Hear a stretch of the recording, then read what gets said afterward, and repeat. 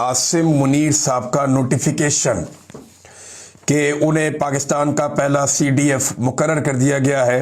ये जाली नोटिफिकेशन जारी किया गया और ये जाली नोटिफिकेशन क्यों जारी किया गया ये आपको भी बताते हैं। इसके अंदर काफ़ी गलतियां भी थी। जब मैंने पहली मरतबा इस डॉक्यूमेंट को देखा तो मैं हैरान हो गया था और ये बड़ी प्लानिंग के तहत हुआ है। एक्चुअली हुआ ये कि एजाज सैयद साहब के ज़रिए से ये गलत खबर बाहर निकली और ये जाली नोटिफिकेशन बाहर निकला और सबसे पहले ये नोटिफिकेशन जियो न्यूज़ के ऊपर चलाया गया। ये जाली नोटिफिकेशन क्यों आया, किस वक्त आया, किस माहौल में आया, ये बहुत इंपॉर्टेंट है। एजाज सैयद साहब इससे पहले भी दो चार मुतनाज़ खबरें दे चुके हैं। डोनाल्ड ट्रंप का पाकिस्तान का दौरा इस हवाले से, और फील्ड मार्शल बाद में सदर बन जाएगा इस हवाले से।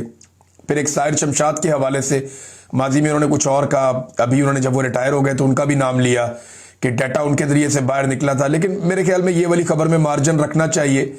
वो नहीं चाह रहे होंगे कि जब साहिर शमशाद हाजिर सर्विस थे उस वक्त उनके खिलाफ खबर दी जाए, लिहाजा उनकी रिटायरमेंट के वक्त का उन्होंने इंतजार किया और उस वक्त फिर वो खबर उन्होंने दी।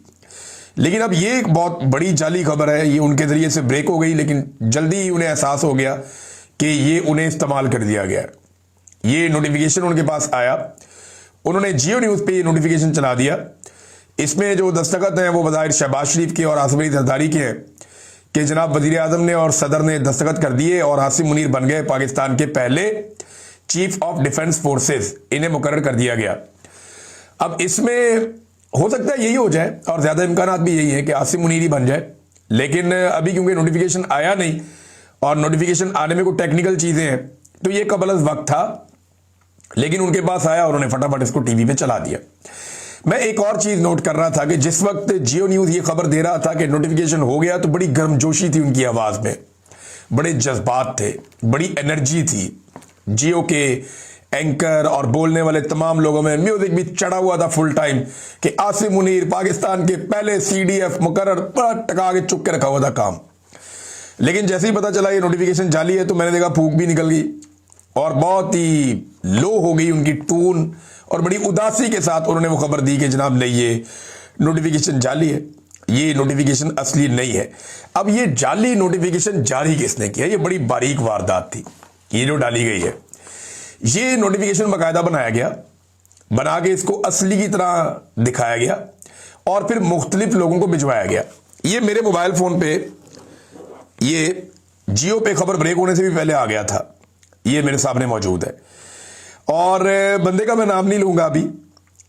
ये जनाब मुझे नोटिफिकेशन भेजा बंदे ने और मुझे कहा जी ये नोटिफिकेशन देखें और ब्रेकिंग न्यूज़ है।